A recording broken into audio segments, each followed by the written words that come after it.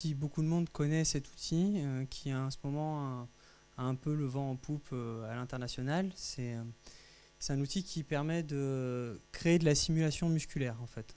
Donc de pouvoir venir faire des créatures qui s'approchent du réalisme tout en simulant différentes couches, les muscles, la graisse jusqu'à la peau et derrière pouvoir le remerger sur l'animation. Donc, ah, je suis pas très à l'aise avec.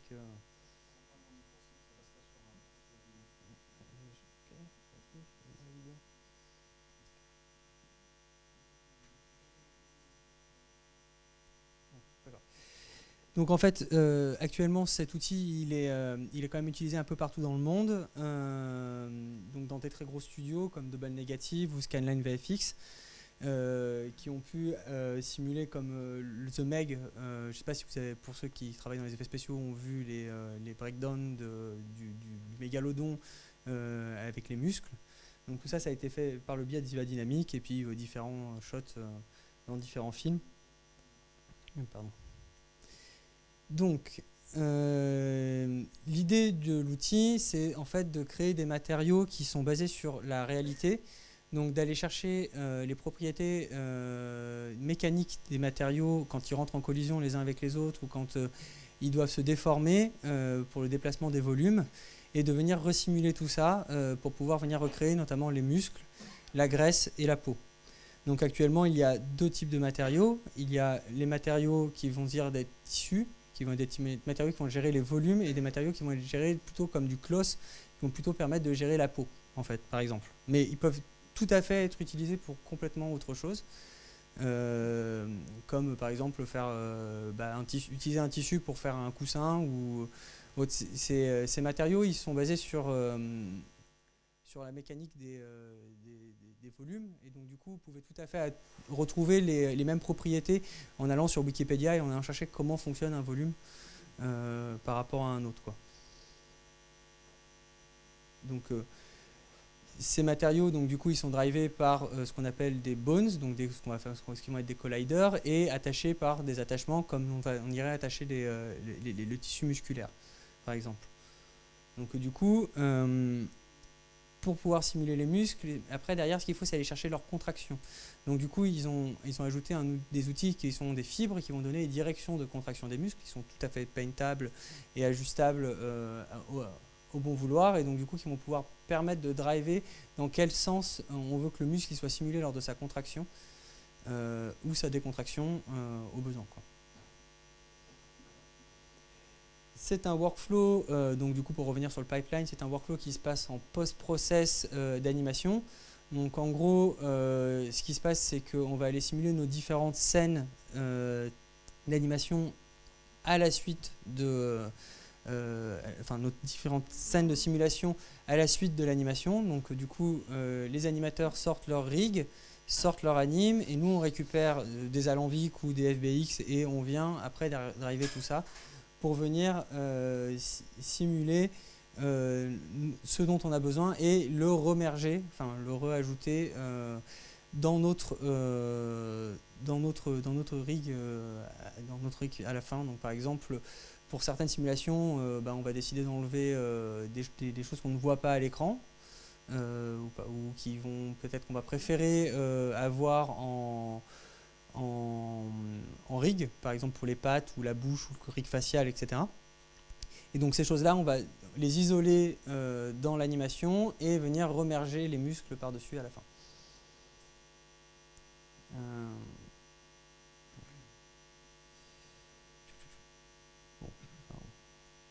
Donc là, vous avez un exemple du lion qui a été créé par Ziva Dynamics, donc vous l'avez peut-être déjà vu sur Internet, donc avec les différentes couches d'animation, donc à savoir le squelette sorti, ensuite les muscles qui sont simulés en première partie, ce qu'on appelle la fascia, qui va être la couche qui va venir faire glisser la peau par-dessus les muscles, et enfin la fate et les plis. Donc avec différents types d'animation sur le lion, qui se nomme Zeke.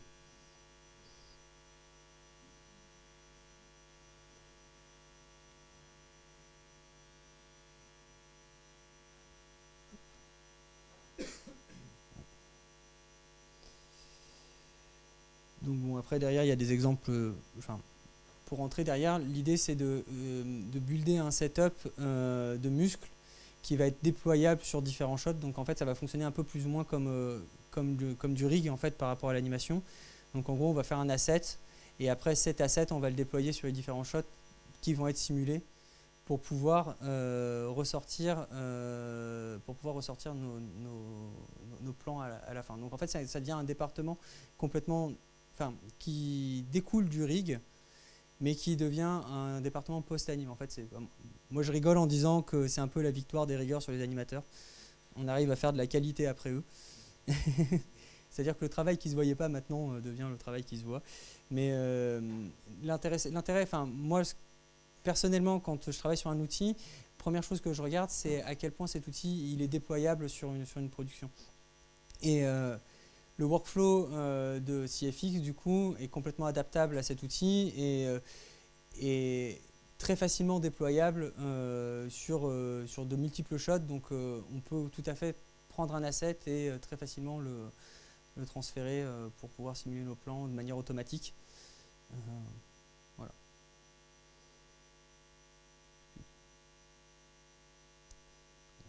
Suite aux différentes parties du rig, vous pouvez revoir ces quasiment, vous le passez.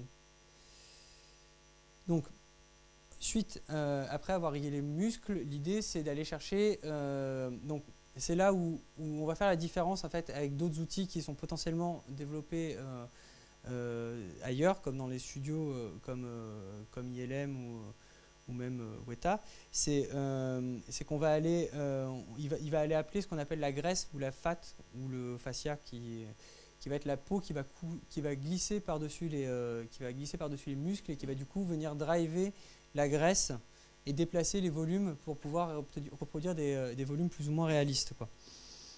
Et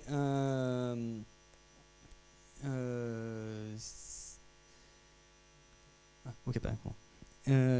Du coup, l'idée, en fait, c'est d'avoir un outil qui est rapide et efficace sur une simulation qui, ailleurs, prend énormément de temps, en fait. Enfin, personnellement, j'ai eu des contacts avec des gens qui travaillent dans des très gros studios et pour faire des tests sur Ziva. Et eux, ce qu'ils m'ont dit, c'est que chez eux, les mêmes passes étaient très instables et prenaient 3 à 4 fois plus de temps que ce que moi, j'ai réussi à simuler en local chez moi. Donc, bon, peut-être qu'après, derrière, sur des histoires de pipeline, de workflow, c'est peut-être beaucoup plus lourd.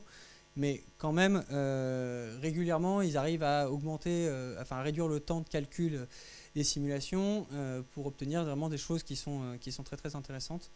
Où j'obtiens actuellement sur un truc où au début des versions d'Iva, j'étais à 1 minute 30 l'image de graisse, enfin 1 minute 30 la frame de calcul pour la graisse. Maintenant, je suis à 36 secondes, 40 secondes à peu près par frame, donc ce qui optimise énormément le temps par rapport à cette passe et obtenir quelque chose de plutôt très stable aussi. Donc là, c'est vraiment arriver à obtenir cette passe va vraiment apporter en qualité par rapport à des outils comme Maya Muscle ou du N-Close, faire du skinning avec du N-Close, où on ne va pas avoir cette peau qui va glisser par-dessus et en plus avoir quelque chose de stable et rapide. Pour avoir testé les 3 méthodes, j'ai vraiment vu la différence pour le coup. Bon. Hop. Donc voilà, voici une autre simulation du coup qui montre la différence entre qu'est-ce qu'on pourrait obtenir avec du skin et qu'est-ce qu'on pourrait obtenir avec voilà. Vous voyez, à droite il y a la version skinée et à gauche il y a la version simulée avec Ziva, point de comparaison.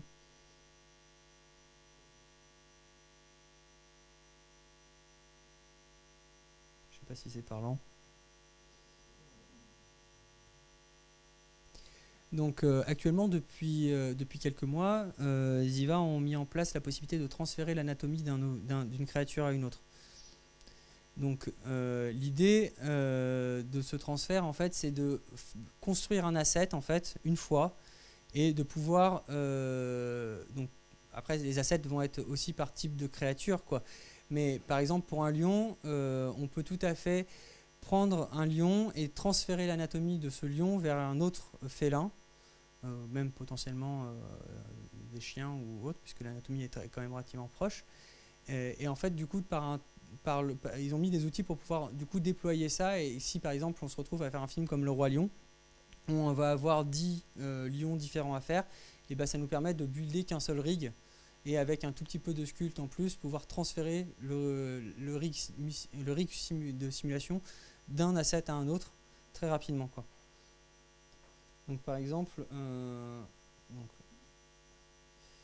là vous pouvez voir, c'est le rig de Zeke le lion qui a été transféré sur Lila la cheetah, du coup, et simulé sur un nouveau cycle de marche. C'est exactement le même rig. Alors, j'ai testé récemment cet outil, donc du coup je peux vous en parler un petit peu. Ergonomiquement ça fonctionne très très bien. Par contre, il ne faut pas s'attendre à ne pas repasser par une phase de sculpt. C'est-à-dire que derrière il y a quand même, avec un transfert de mesh d'une topologie à une autre, on a quand même des choses qui vont se déplacer, comme sur les topologies des coudes ou quoi que ce soit, et donc du coup les muscles ils vont devoir, et le squelette va devoir quand même être réadapté. Mais si on garde la même topologie, le transfert de rig se fait quand même tout seul, quoi. Donc il y a une petite base de sculpt, mais par contre c'est un gain de temps absolument monumental qui permet de transférer différentes créatures les unes avec les autres. Bon, personnellement, ce que j'aime quand je teste un logiciel, c'est de voir à quel point le logiciel avance aussi, et de ne pas avoir l'impression à chaque mise à jour d'avoir quelque chose de factice. Et actuellement, ça fait 2 ans que je manipule cet outil, et ça fait 2 ans où je vois des avancées vraiment significatives. C'est-à-dire qu'on est passé d'un outil où on avait déjà des simulations qui étaient à 1 minute 30 pour la graisse par exemple, et où même on ne simulait pas la graisse directement, on simulait la fascia avant, et à quelque chose où maintenant on a beaucoup de choses qui sont couplées, où on peut faire du transfert d'anatomie, on peut même maintenant faire du blend shape sur nos muscles, donc du coup peindre les volumes qu'on veut, à quoi ils ressemblent quand ils sont contractés ou quand ils sont détendus. La possibilité aussi d'avoir un nouveau solver qui va venir, enfin 3 types différents de solvers qui vont venir améliorer les jiggles dans les muscles. Et vraiment les avancées sont significatives à chaque version, et vraiment enfin, la dernière version a apporté la possibilité de faire des blend shapes. La version d'avant c'était transfert d'anatomie, et la version d'avant c'était la possibilité de travailler, de pouvoir simuler la fat couplée avec la fascia, quoi. Donc la fat couplée avec un fascia, c'est un gain de temps de travail de 40 secondes par machine, par frame, quoi. C'est énorme, c'est absolument énorme, quoi. Donc là vous avez des exemples de ce qui a été développé sur The Megalodon, enfin The Meg. Et donc du coup c'est les exemples dont je parlais tout à l'heure de la simulation des muscles.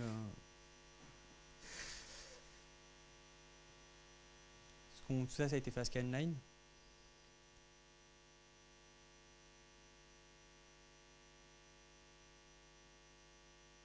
Donc là vous avez vraiment un exemple de à quoi ressemble, vous avez vu la fat, les muscles et la fascia, quoi, avec un tissu de closse par-dessus.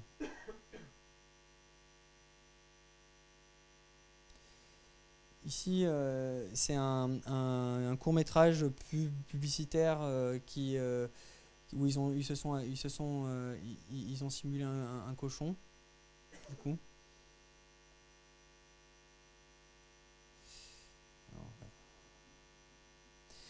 Ce dinosaure est le résultat d'un test qui a été fait par GhostVFX. Donc c'est une phase de test où ils ont travaillé sur 1 mois de A à Z sur l'asset, en fait. C'est-à-dire que ce shot a été fait en 1 mois complet, de modélisation jusqu'à la simulation, jusqu'au bout. Ce qui est quand même assez rapide pour obtenir les résultats. Voilà.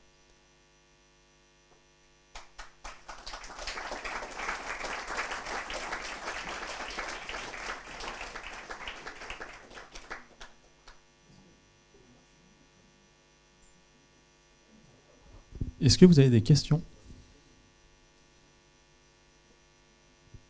Ah, une question au fond.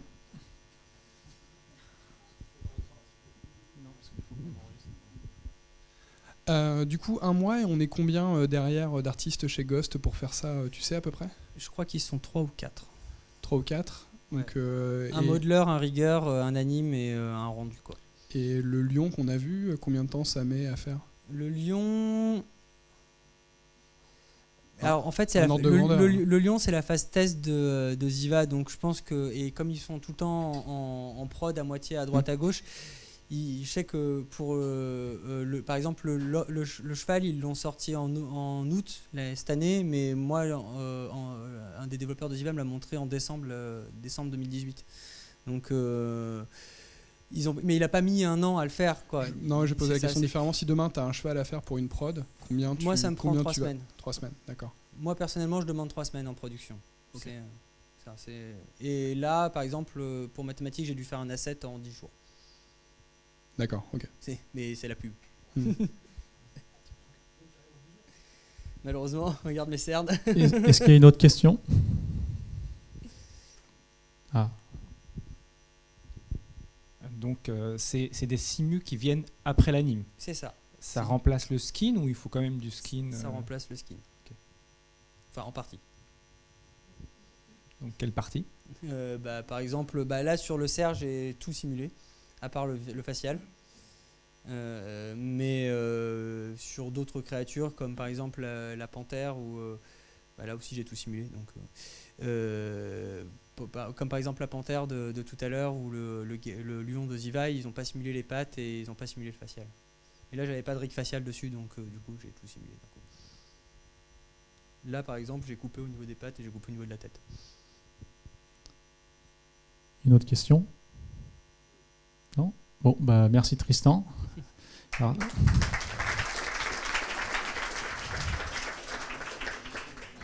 Alors, c'est vrai que j'ai pas beaucoup présenté Tristan, mais il est rigueur aussi. Il a intervenu sur pas mal de prod. Donc si vous voulez des conseils ou le solliciter pour autre chose, n'hésitez pas. Aucun souci. Du coup, on va d'abord passer par la première publicité. Donc on part